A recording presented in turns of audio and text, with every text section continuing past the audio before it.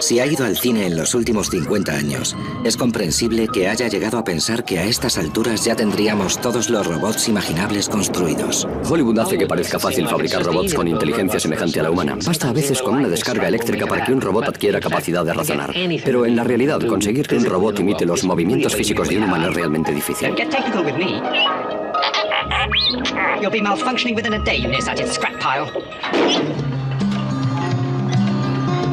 El profesor Brooks lleva 24 años dedicado a la fabricación de robots en el Instituto Tecnológico de Massachusetts, en Boston.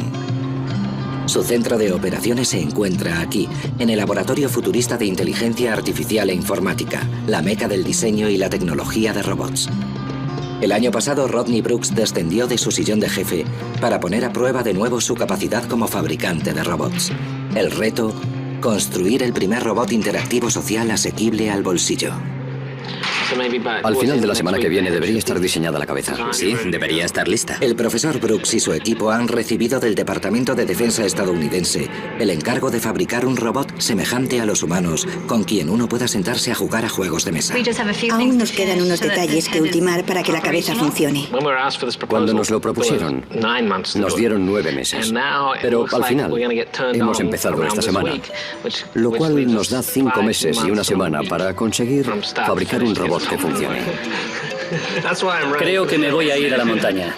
Tienen que subsanar todos los fallos. ¿Veis? Está flácido. Hay que apretar esto. ¿Y nada de pegamento? No me importa con lo que sea, pero arregladlo. El reto propuesto por el Pentágono es exigente. El robot tiene que ser barato y debe fabricarse desde cero. En 5 meses, además, tiene que estar preparado para jugar a un antiguo juego de mesa chino conocido como Go. Difícil, muy difícil.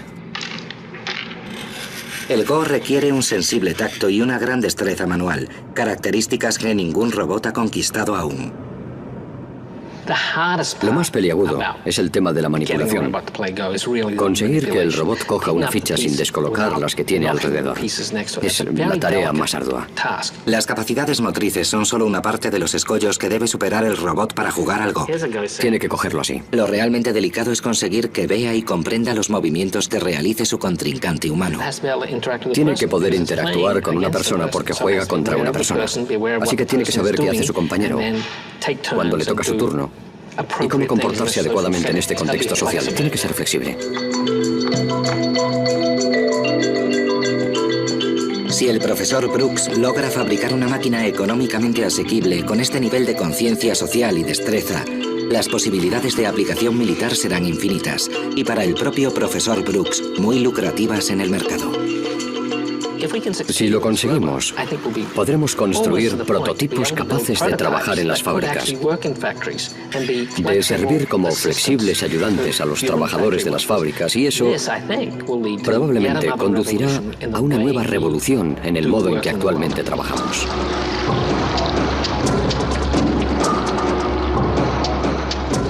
Pero para que la revolución de los robots de Rodney llegue alguna vez a materializarse, existe otro gran obstáculo que superar.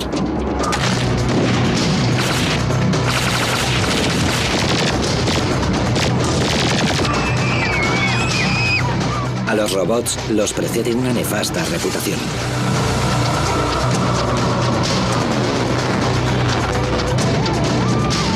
Los robots y los conflictos son indisociables en Hollywood, pero siempre me gusta recordar que la imagen que transmite Hollywood no tiene por qué ajustarse a la realidad, porque si así fuera, estaríamos invadidos de fantasmas, o los alienígenas nos declararían la guerra todos los días, y eso no es lo que va a pasar, obviamente. Nosotros tenemos el control sobre la fabricación de robots.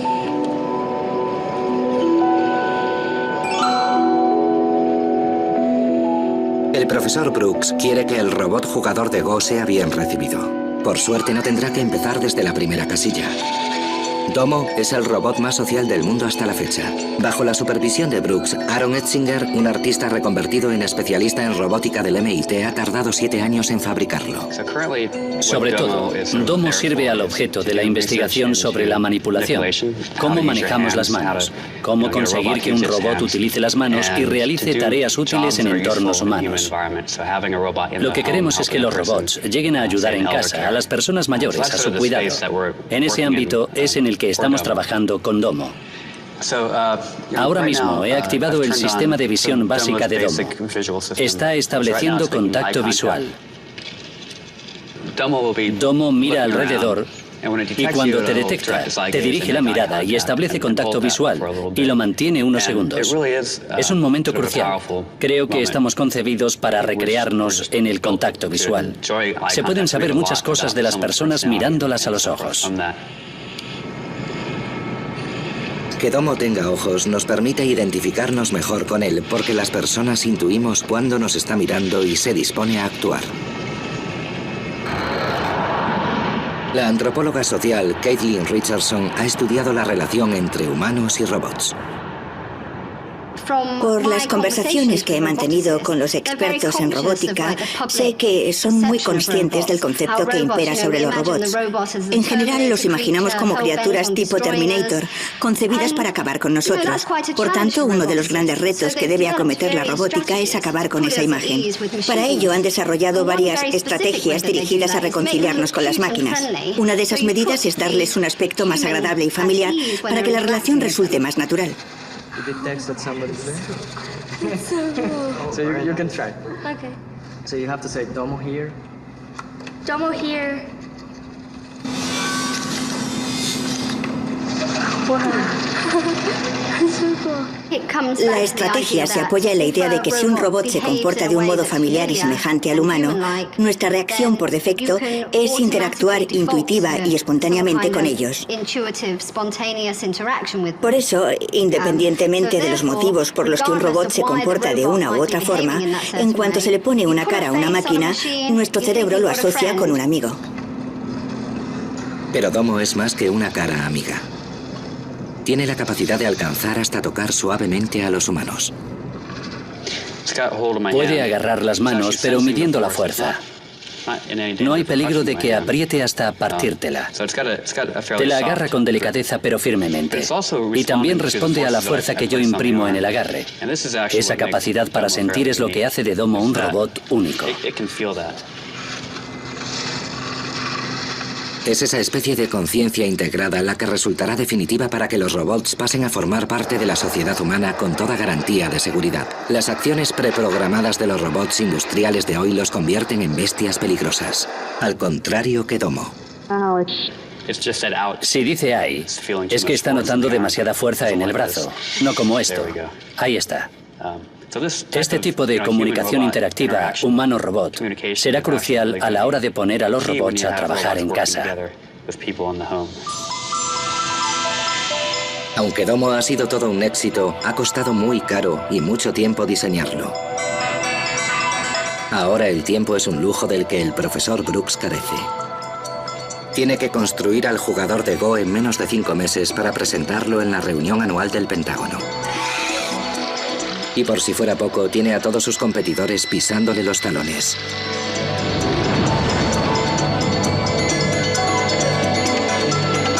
Google, Microsoft, Sony y Honda son solo algunas de las empresas en la carrera por fabricar máquinas inteligentes que cambien radicalmente el mundo.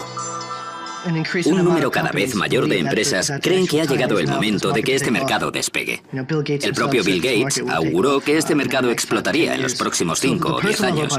Así que para el mercado de la robótica doméstica prevemos una facturación de unos 15.000 millones de dólares para el año 2015, una cifra bastante considerable teniendo en cuenta que actualmente no sobrepasa los 10 millones de dólares. Los inversores están dispuestos a apostar su dinero porque los robots no tardarán en entrar en nuestras casas y en nuestras empresas. El profesor Brooks espera que hacer asequible su robot jugador de Go sea el primer paso para que los robots se conviertan en una parte esencial de nuestros hogares. Cuando nací, no habría más de 12 o 20 ordenadores en el mundo. Ahora hay más ordenadores que personas. Creo que eso mismo sucederá con los robots. Mejorarán tanto nuestra calidad de vida que quizá antes de morirme vea cómo el número de robots en el mundo supera al de personas. En las casas del futuro, los humanoides recogerán las cosas del suelo para que no nos tropecemos. Nos colgarán la ropa, la doblarán, ese tipo de cosas.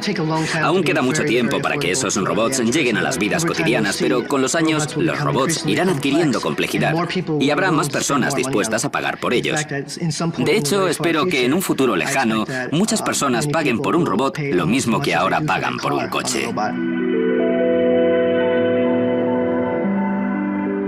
El fabricante de automóviles Honda ha fabricado a Asimo, un robot humanoide considerado por sus múltiples fans el cenit del diseño robótico. No obstante, han sido 22 años de investigación y decenas de millones de dólares los invertidos por Honda para conseguir que Asimo anduviera e incluso que corriera. Vemos la naturalidad con la que hace ciertas cosas y asumimos que puede hacer de todo. Es verdad que hace multitud de funciones y que se ha dado un gran salto cualitativo en términos de mecatrónica. El hecho de que pueda andar y correr, un robot de su tamaño y de su altura y de que lo consiga también incluso en superficies irregulares es muy destacable. Pero si me preguntas si está preparado para ayudarnos en casa, he de decir que no. Con Asimo las apariencias pueden ser engañosas. Muy pocos saben que la mayoría de sus movimientos están controlados por una persona. No tiene capacidad para reaccionar con autonomía al entorno. Y si se produce algún cambio no previsto en su programación, falla. Asimo además no tiene conciencia social. Son sus homólogos los que responden a él más que a la inversa. Hay algunos robots mecánicamente muy desarrollados que son en realidad juguetes movidos por control remoto, pero por desgracia nos los presentan como autónomos cuando no lo son. Me contraría mucho ver que hasta en los propios museos de ciencia se muestran a los niños como capaces de hacer un montón de cosas que en realidad los robots no pueden hacer.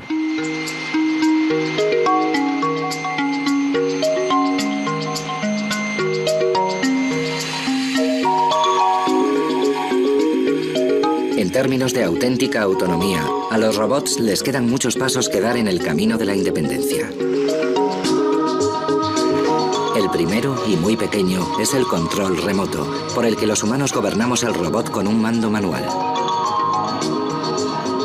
El siguiente paso es la teleoperación, representada por la cirugía de la era espacial. Los médicos del Hospital Universitario de Estrasburgo, en Francia, manejan el robot quirúrgico más avanzado de la historia. No es un robot autónomo. Sus pequeños dedos están controlados por una persona, pero es capaz de introducir sus propios ajustes para mejorar la precisión del propio cirujano. Las posibilidades son muchas. Por ejemplo, podemos poner dos robots, uno frente a otro, con dos cirujanos en los mandos, con el fin de operar en campos muy reducidos en los que no se puede intervenir con microscopio y manualmente porque resultan demasiado grandes. Es cierto que se están desarrollando muchas capacidades. El cielo es el límite. Y es muy emocionante.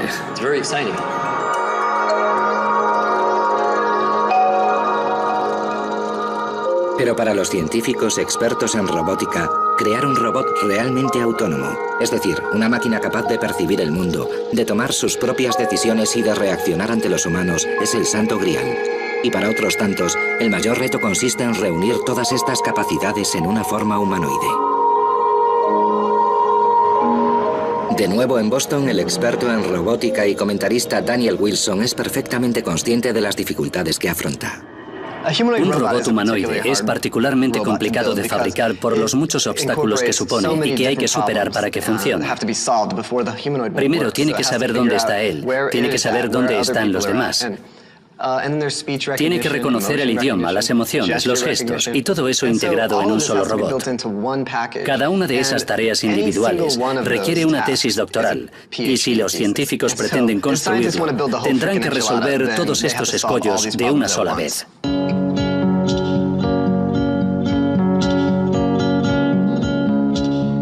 En el laboratorio de inteligencia artificial del MIT, al equipo de Rodney Brooks apenas le quedan 4 meses para fabricar el robot jugador de Go. Si lo consiguen, su robot habrá esbozado la siguiente fase en el proceso de producción de robots con más autonomía. El punto de partida de Rodney es escribir un programa de software para que su robot pueda ver. Tiene que percibir a la otra persona y cuando se mueva, ser consciente de sus manos y de lo que tiene en ellas. Tiene que saber dónde está la caja con las fichas y poder mirar al tablero y saber dónde están las fichas. Para el patrón de las fichas en el tablero de Go, hemos tomado la imagen que ve la cámara cuando la cabeza baja, cuando mira hacia el tablero.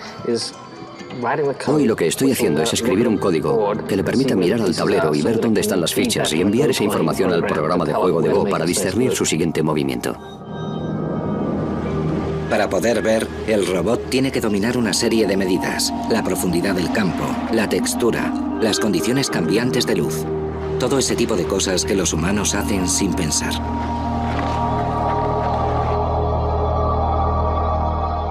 Lo que ocurre es que tendemos a pensar que lo más difícil para nosotros es también lo más difícil para ellos, cuando en realidad es al contrario.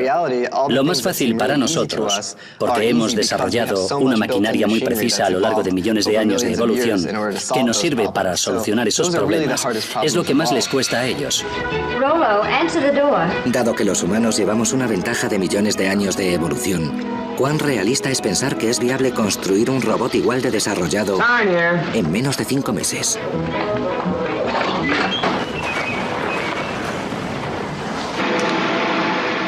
En el MIT llevan un mes trabajando y el robot jugador de Go empieza a cobrar forma. Cada uno de los elementos de su estructura ha sido fabricado a mano por el equipo, como esta pieza del cuello.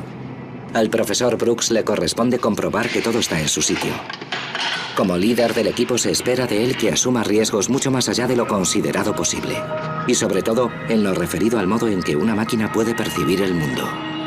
A veces trato de imaginarme cómo sería ser un robot y lo asocio a alguna especie de estupor inducido por alguna droga, en el que las cosas aparecen y desaparecen y uno no sabe exactamente lo que pasa en el mundo, pero llega a atisbar situaciones con cierto sentido que luego se desvanecen. Durante los últimos años, he estado pensando en cómo mejorar la especie de robot.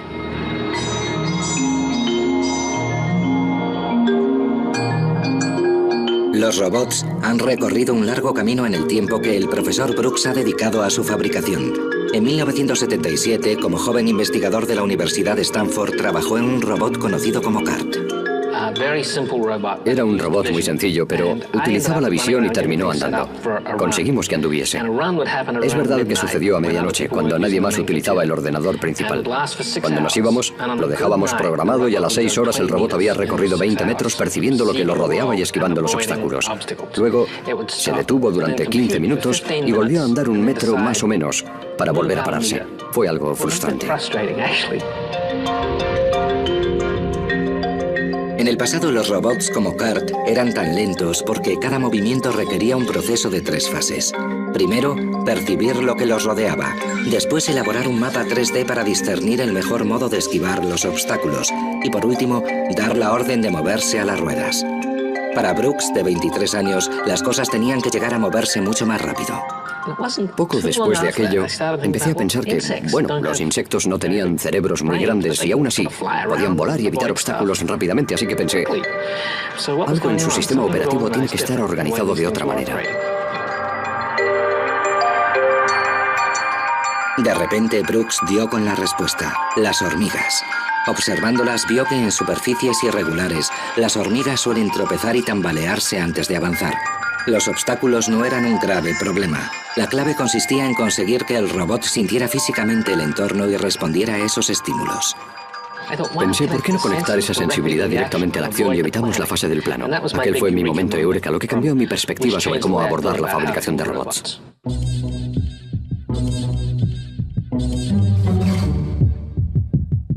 En el verano de 1988, Brooks produjo un robot similar a un insecto, una criatura artificial de 6 patas llamada Gengis. Le hemos instalado la capacidad de sentir en las patas. Así, si levanta una, todo su cuerpo se inclinará hacia adelante y luego para abajo para equilibrarse y andar. El truco, en pocas palabras, consiste como en hacerle cosquillas cada vez en una pata y que el movimiento hacia adelante de una pata estimulara el de las otras hacia atrás para poder caminar. El control no estaba centralizado, sino que se distribuía entre los pequeños procesos de cada una de las patas que se comunicaban unas con otras. Lo construimos desde cero y lo terminamos en 12 semanas. Fueron las 12 mejores de mi vida.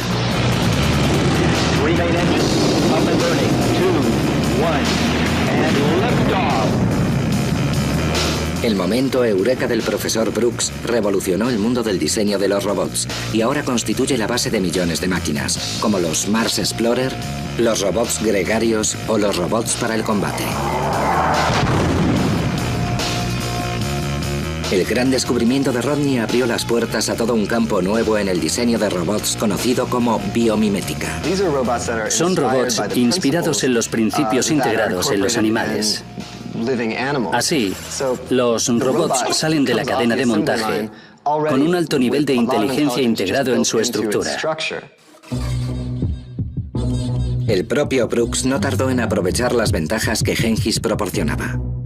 En 1990 formó su propia empresa, iRobot, que produce una gran variedad de máquinas basadas en comportamientos, incluidos los robots domésticos. I don't know about you, but I live with a bunch of animals. My kids are pigs, and my husband is, as soon as I clean the house, it gets dirty again. That's why I have an iRobot Roomba. De la noche a la mañana, el Roomba se convirtió en el mejor amigo del hombre y iRobot en la preferida de la bolsa de Nueva York. Actualmente su valor alcanza los $300 millones y Brooks es su accionista fundador. Creo que los científicos pretenden ocultar la verdad respecto a qué es lo que hace que el universo se mueva. Creo que los ingenieros, como yo, queremos construir cosas que sirvan para algo. Se pueden fabricar cosas como forma de arte o cosas que causen un verdadero impacto en el mundo. Y yo soy de los que prefiero esforzarme por algo que realmente tenga efecto.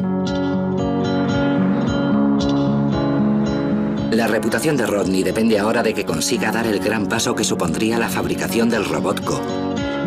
¿Conseguirá reactivar el genio de su juventud?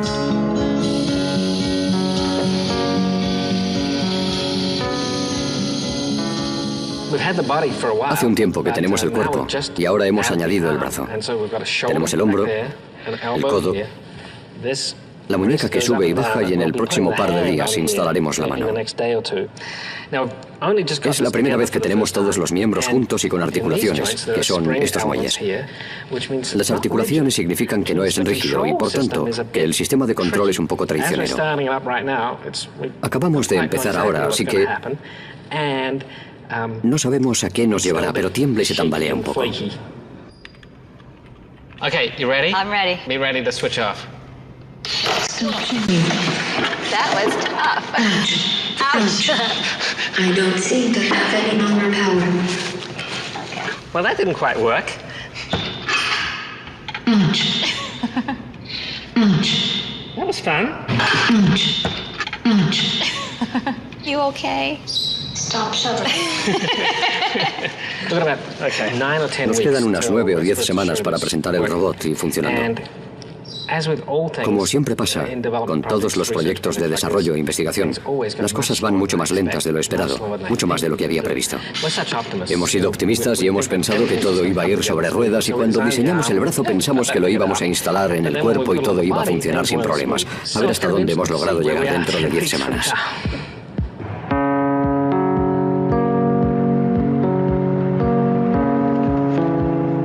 A pesar del último contratiempo, Rodney, siempre optimista, ya está buscando potenciales clientes para su nueva raza de robots. Aquí en Massachusetts, el gigante de la electrónica Jabil quiere seguir fabricando en Estados Unidos. Para ello necesita mantener bajos los costes de fabricación. Cuando hay mucho trabajo de montaje manual, algo que no se puede automatizar con las máquinas de nuestras plantas, tenemos que enviar el trabajo a una región de bajo coste, donde la mano de obra sea más barata. Allí no necesitan máquinas, así que si nos dais una solución que incremente la productividad de los trabajadores estadounidenses para no tener que sacar fuera ese trabajo. Claro, que se puede hacer aquí automatizándolo. Muy bien. Rodney y su equipo vuelven al laboratorio. Quieren definir las capacidades que el robot Go debe incluir si pretenden seguir liderando la carrera. La ha quitado para ponerla ahora en la bandeja. Gracias. En la fábrica china, donde se producen artículos de consumo a bajo coste, hay gente sentada a ambos lados de una cinta transportadora y las piezas les llegan sin parar. A lo mejor ni siquiera llegan todas igual colocadas, pero las cogen y hacen la misma operación con todas, las colocan y todo siempre igual, muy sistematizado. Sin embargo, un cable flexible como este es muy delicado. Hay que tener cuidado. Creo que tratar con las cosas delicadas va a ser el gran reto de nuestros robots. JB les plantea que a fin de no tener que sacar trabajo fuera, está dispuesta a considerar que los robots trabajen junto a la mano de obra humana. ¿Podría ser este el primer paso en la transformación del sistema por el que los humanos sean reemplazados por una generación más inteligente de robots? El coste de la mano de obra va ascendiendo en todos los países a medida que dichos países alcanzan un mayor nivel de desarrollo. De momento todavía es posible sacar la producción a países donde la mano de obra sea más barata, pero llegará un momento en que nos quedemos sin esa posibilidad. Entonces será cuando necesitemos más máquinas y más robótica que sustituya la mano de obra humana que ahora es tan cara. Los robots no necesitan un salario.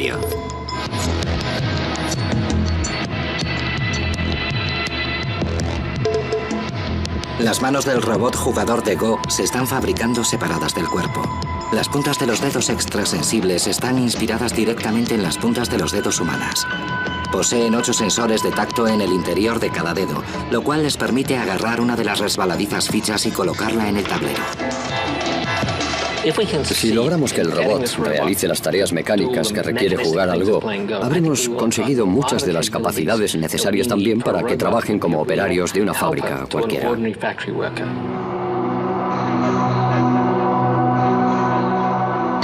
Pero esto no es solo cuestión de negocios. Estaríamos ante un cambio social de proporciones astronómicas. En todo el mundo desarrollado, la proporción de ancianos dependientes se está incrementando, aumentando la presión sobre los jóvenes en cuanto a capacidad productiva. En Japón, el índice de natalidad ha caído en picado y los ancianos son cada vez más longevos. En el año 2050, casi la mitad de la población serán jubilados. No habrá jóvenes suficientes para cuidar de los mayores. Algunos científicos japoneses creen que los robots podrán resolver este problema.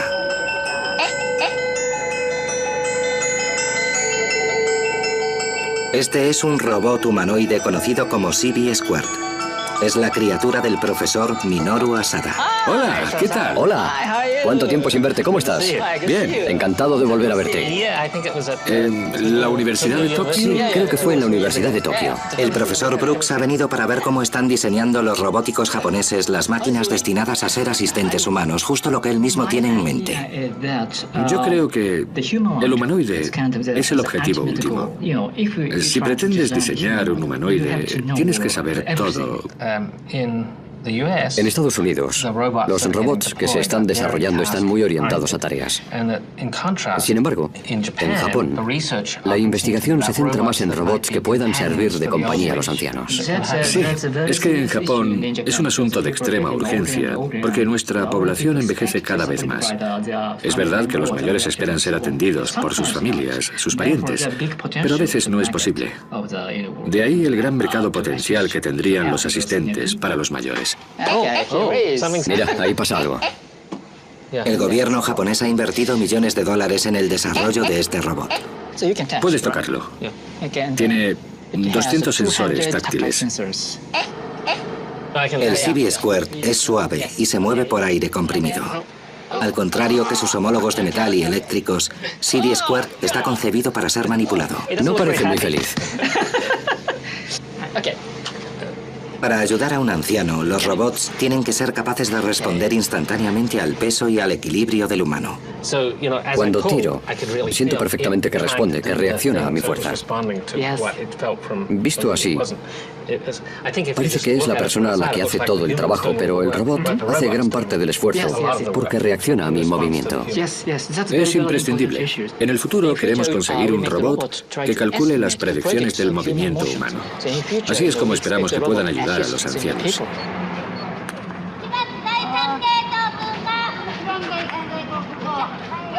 Pero la idea de que los robots nos ayuden cuando seamos mayores hace sentir incómodas a muchas personas, como el experto en ética robótica Ron Arkin. Yo no lo considero la solución de un problema, más bien sería como evitar enfrentarse a él. Parte de la cuestión es analizar cuál es el uso apropiado de la tecnología, desde una perspectiva ética, y si es aceptable que deleguemos nuestras responsabilidades para con nuestros mayores en los robots y nos desentendamos de ellos.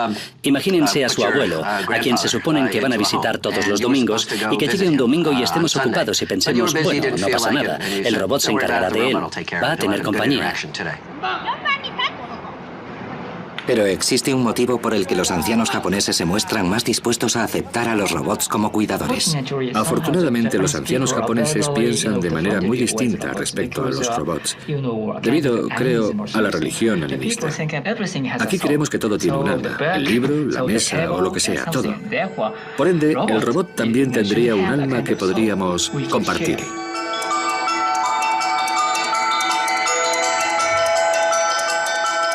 Y si el animismo, la creencia de que todo tiene un alma, dispone a los japoneses más a favor de aceptar a los robots como compañeros, existe también otra poderosa razón.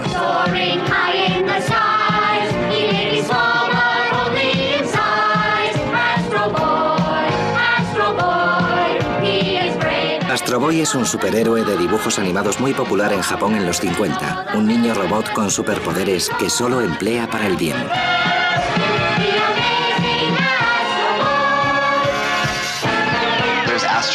Astro Boy sería como el Mickey Mouse de Japón, siempre salvando vidas y acometiendo hazañas. Mientras que en Estados Unidos a los robots sueles presentarlos tratando de matar a alguien por algún fallo en la programación. La imagen en Japón es completamente distinta. Dado el temor que se nos ha inculcado a la tecnología, es mucho más difícil que la veamos como una solución a ningún problema. You have done a splendid job, Astro. Thank you, Dr. Elephant. Thank you, Chief. En la tele, todos son muy buenos. Me gustaría tener uno. Sí, son guapos. Mejor. Sobre todo si saben jugar al Gate Ball. Para que un robot pueda jugar al Gate Ball o esté dotado de alguna capacidad para ayudar a los ancianos, debe poseer un alto nivel de inteligencia. El concepto central en torno al que gira el diseño del CB-Squared es el de la inteligencia aprendida. ¿Cuál? ¿Cuál? Toda esta gente trata de llamar mi atención. CB-Squared es una máquina que aprende de su entorno y está concebida para que la toquen y le hablen. Es como un bebé robot de gran tamaño. El diseño de este robot se apoya en una de las teorías de Rodney, que el aprendizaje infantil es la clave para la inteligencia comprensiva y los niños aprenden a través de los sentidos, del cuerpo. Trabajamos con la hipótesis de que tener un cuerpo es imprescindible para desarrollar la inteligencia. Así que hemos aplicado eso a los robots. ¿Podremos construir robots con una conciencia del mundo muy superior a los programados? ¿O simplemente que piensen intelectualmente sobre el mundo sin experimentarlo? Hello, Kismet. You gonna talk to me? En 1997, el profesor Brooks y su equipo construyeron a Kismet, un pequeño robot con ojos, orejas y boca que podía ver, oír y experimentar el mundo que lo rodeaba. Look at my smile. Oh, that was cute. La jefa de diseño, Cynthia Bresil, observó que los bebés aprenden prestando mucha atención a sus padres. Hello, Kismet. Cuando somos padres y hablamos a nuestros bebés, lo hacemos exagerando el tono de voz. ¡Ay, mi pequeñito! Las expresiones faciales, los gestos, todo lo pronunciamos más para que el bebé comprenda más fácilmente esas señales. Así es como también hemos conseguido que Kismet perciba esas pistas y las interprete. Good job, Kismet. Very good, Kismet. El equipo imita el énfasis vocal que emplean los padres para enseñar a sus hijos. No, you are. No. Go? No, I'm not gonna go. Yeah. You're so silly. Gracias a este enfoque único, el equipo creó un robot capaz de producir una respuesta humana aparentemente natural en cada momento.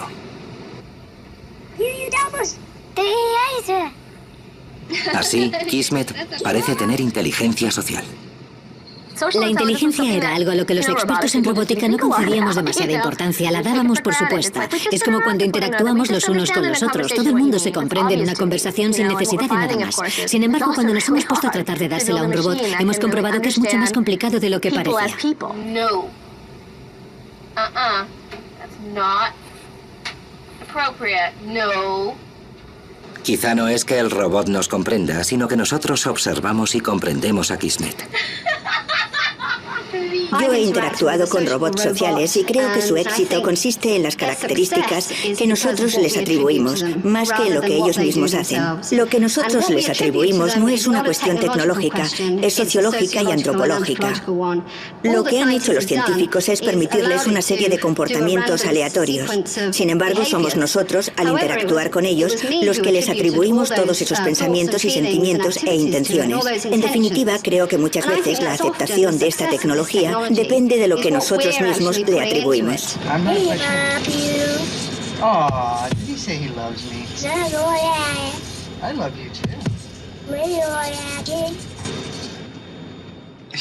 Los humanos se creen todo lo que tenga aspecto humano. Antropomorfizamos cualquier tipo de objeto, ya sea un coche o lo que sea.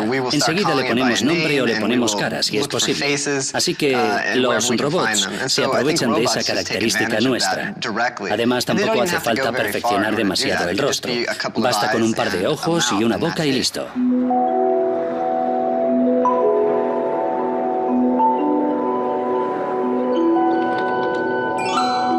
Como Kismet, se supone que el robot jugador de Go tendrá cierto grado de comportamiento verosímil. Con el poco tiempo que queda, un rostro verosímil no es la prioridad.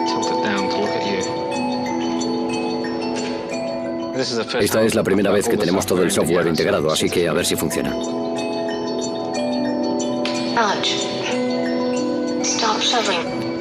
¿Está equilibrado ya? No, aún no. ¿Crees que el otro dispositivo es seguro? Bueno, aún es un poco arriesgado. Estoy... Vamos a ver cuál es cuál.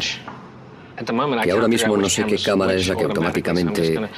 Levanta la mano a la altura de cámara. Ahora bájala.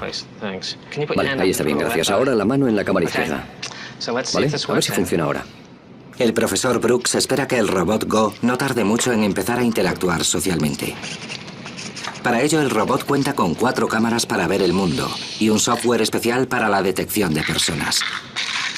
Cuando todo esté instalado y funcionando, debería reconocer la posición de su contrincante sobre el tablero para poder jugar. Pero aún puede haber otro obstáculo. Ni Rodney ni Ann saben jugar.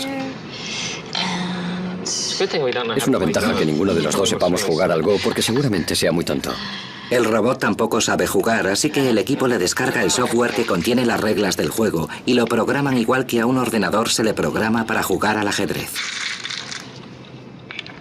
Para jugar al Go, el robot consultará a sus consejeros antes de realizar ningún movimiento. Es el primer paso en el intento de llegar a ser un jugador independiente.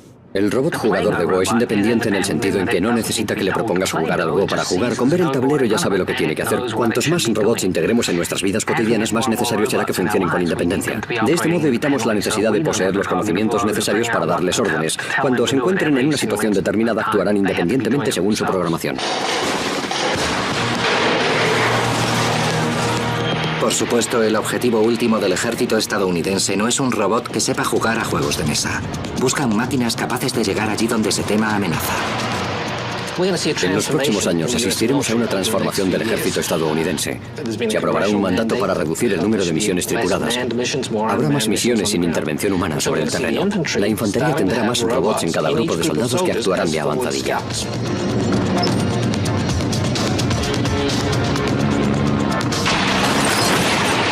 El Congreso estadounidense ha asignado un presupuesto de 165.000 millones para desarrollar sistemas robóticos para el ejército en los próximos 15 años. Robots semiautónomos como los vehículos aéreos no tripulados necesitan la supervisión humana para despegar y aterrizar. Pero el resto de las acciones pueden preprogramarse para que a partir de ahí el robot actúe por sí mismo. Casi todo consiste solo en observar la pantalla. Puedes detenerlo, planear, observar, grabar imágenes. Es muy fácil. Se programa sin ninguna complicación. Se programa de antemano, le dices que vuele hasta el punto que sea y lo hace. Lo único que tienes que hacer es darle la orden de ponerse en marcha y todo listo. La empresa de Rodney, iRobot, ya tiene un pie en la puerta del Pentágono con su dispositivo de vigilancia por control remoto o SUGV, un pequeño vehículo de tierra no tripulado. El hombre que encabeza la formación es el más vulnerable. Si sabemos que hay dos malos en la habitación y se les ve, podríamos matarlos rápidamente y seguir. Hoy aún tenemos que emplear todo el escuadrón para comprobar si el edificio está vacío. Pero no hay manera de saberlo hasta que se envía físicamente a alguien o a una cámara. El SUGV es básicamente una cámara móvil sobre ruedas prácticamente indestructible que no lleva armas, aunque el ejército cuenta con dispositivos semiautónomos que sí llevan armas. Actualmente siempre hay un humano supervisando y tomando la decisión respecto a si hay que disparar o no. Pero la cuestión es si habrá robots soldado independientes en el futuro. La respuesta es que sí. Los humanos pasaremos más a labores de supervisión y les cederemos más control. Supongo que es el mejor modo de describirlo. Si acabará habiendo robots completamente autónomos en el campo de batalla, no es una posibilidad que se esté estudiando en este momento, pero tampoco está descartada. Preveo un futuro en el que el ejército eliminará completamente a los humanos de la ecuación. Parte del problema ético es que es una ventaja injusta. Eliminar definitivamente a los humanos del proceso de herir o matar a otra persona podría suponer un problema para mucha gente.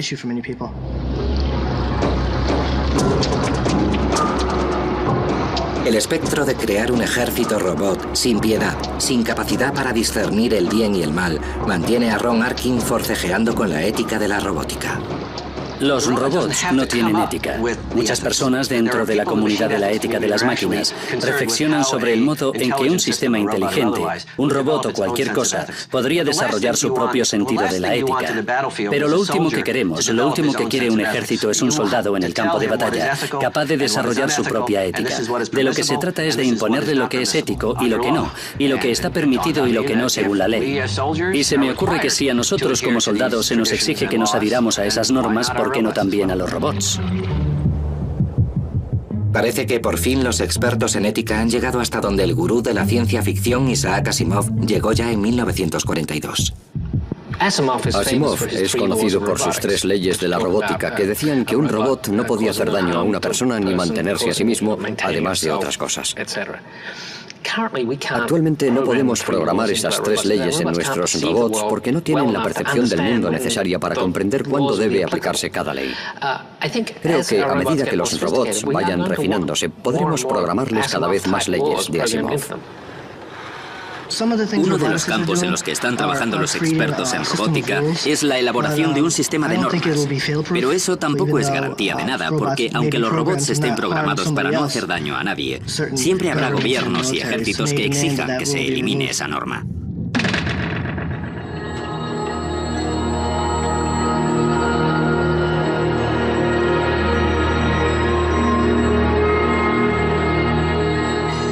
La presentación oficial del robot jugador de Go es inminente. El equipo acaba de iniciar la última fase de pruebas de una versión más simplificada. Nos quedan 2 días para la presentación. Creo que podemos llegar hasta aquí, pero vamos a tener que renunciar a ciertas características como la interacción social. Decidimos que no había tiempo para eso, pero hemos conseguido una base. Después de 5 meses de arduo trabajo, el equipo domina los principios básicos. El robot jugador de Go reconoce objetos y posee sensores táctiles lo suficientemente sensibles como para coger una sola ficha de una caja llena de ellas. La cuestión ahora es, ¿podrá integrar todas estas tareas para jugar?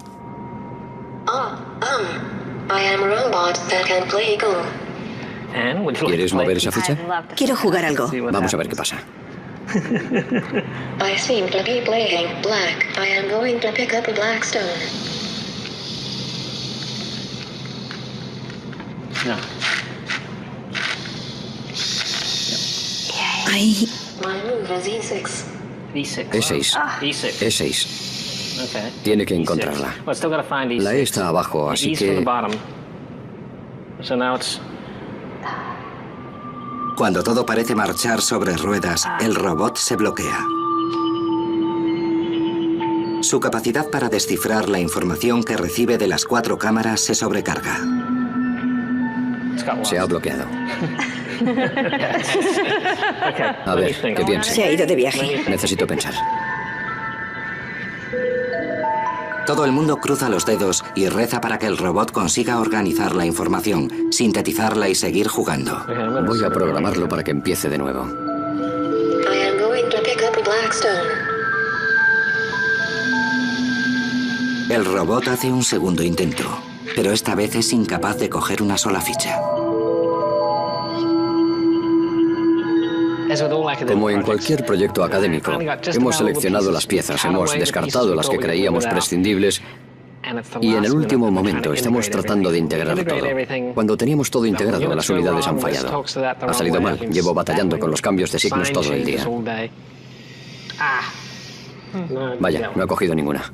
Uno de los principales problemas a los que se enfrenta la robótica hoy en día es la fiabilidad de la ingeniería. Cómo hacer que una plataforma funcione las 24 horas del día, 7 días a la semana. O sea, tan fiable como un automóvil. Este es un asunto acuciante. Vamos.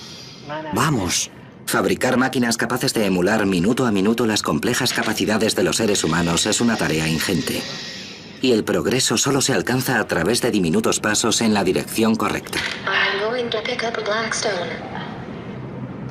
A pesar de los fallos del robot, supone un significativo avance en el plano general.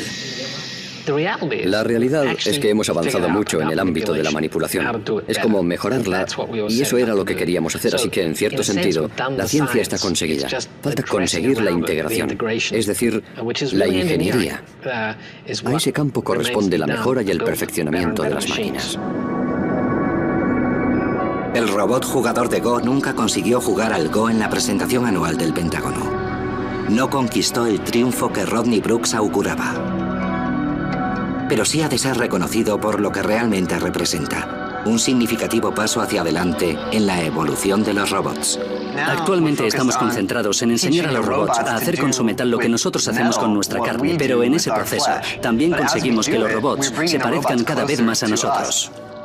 Creemos lo que creemos, sean los robots que sean, no van a diferenciarse mucho de nosotros en un sentido u otro. Quizá no sean exactamente iguales a nosotros, pero estarán íntimamente relacionados con lo que nosotros somos como humanos. La gente suele infravalorar el efecto transformador que puede causar en sus vidas. Muchas personas por el cine creen que los robots van a poder hacer todo tipo de cosas maravillosas dentro de poco, pero a largo plazo, en unos cientos de años, no se imaginan en qué medida pueden transformar la humanidad.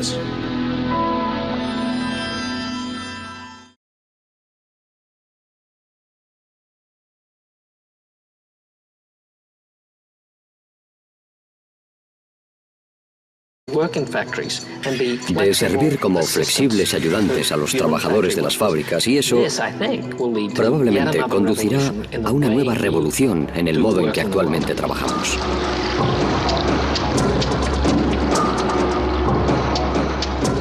Pero para que la revolución de los robots de Rodney llegue alguna vez a materializarse, existe otro gran obstáculo que superar.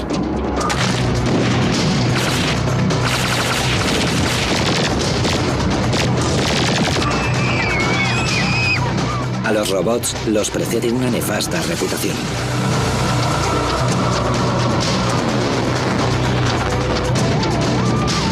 Los robots y los conflictos son indisociables en Hollywood, pero siempre me gusta recordar que la imagen que transmite Hollywood no tiene por qué ajustarse a la realidad, porque si así fuera, estaríamos invadidos de fantasmas, o los alienígenas nos declararían la guerra todos los días, y eso no es lo que va a pasar, obviamente. Nosotros tenemos el control sobre la fabricación de robots.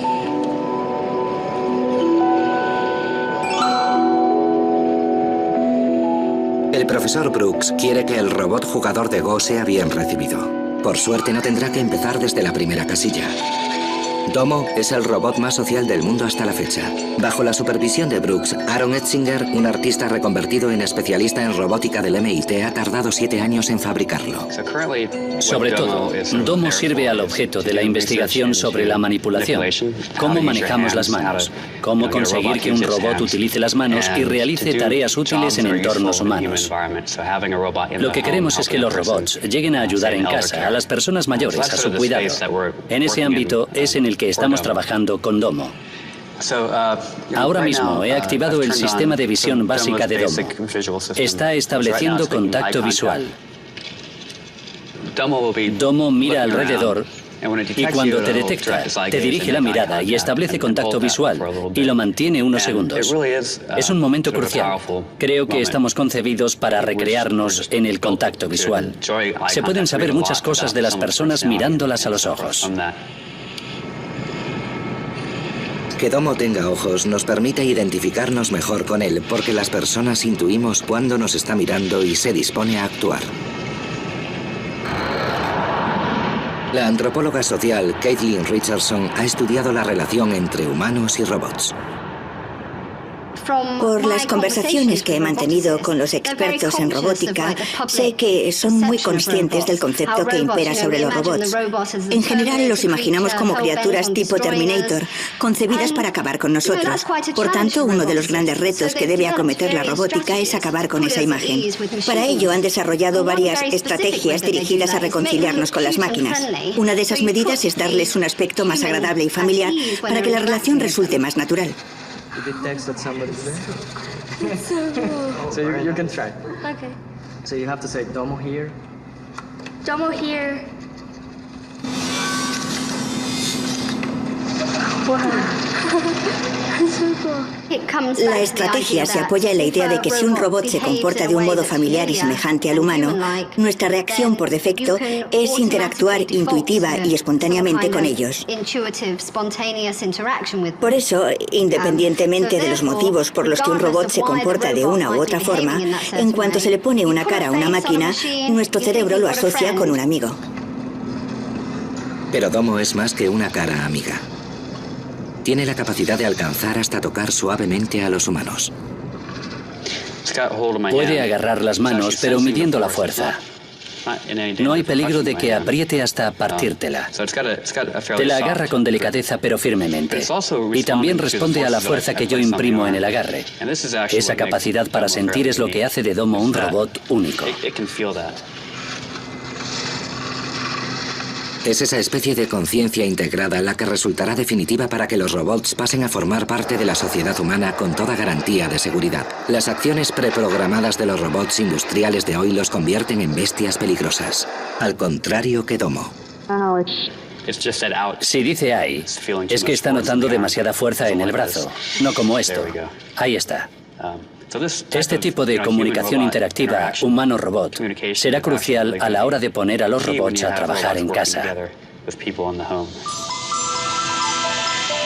Aunque Domo ha sido todo un éxito, ha costado muy caro y mucho tiempo diseñarlo. Ahora el tiempo es un lujo del que el profesor Brooks carece. Tiene que construir al jugador de Go en menos de 5 meses para presentarlo en la reunión anual del Pentágono. Y por si fuera poco...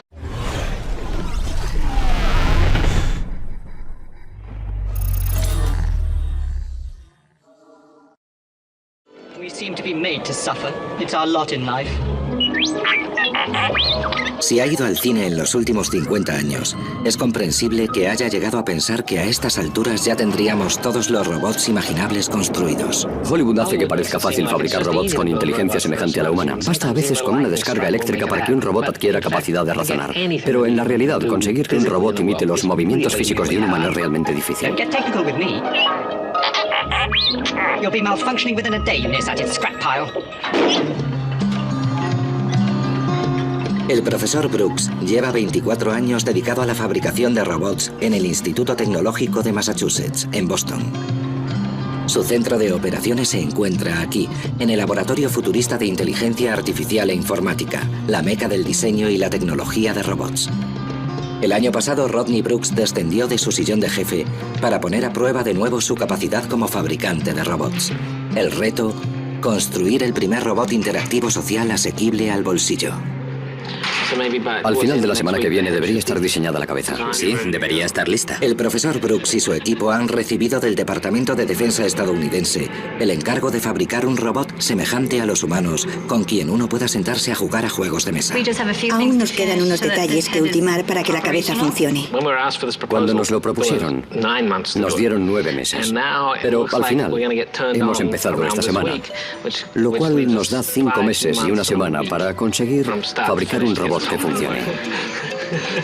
Creo que me voy a ir a la montaña. Tienen que subsanar todos los fallos. ¿Veis? Está flácido. Hay que apretar esto. ¿Y nada de pegamento? No me importa con lo que sea, pero arregladlo. El reto propuesto por el Pentágono es exigente. El robot tiene que ser barato y debe fabricarse desde cero. En 5 meses, además, tiene que estar preparado para jugar a un antiguo juego de mesa chino conocido como Go. Difícil, muy difícil. El Go requiere un sensible tacto y una gran destreza manual, características que ningún robot ha conquistado aún. Lo más peliagudo es el tema de la manipulación.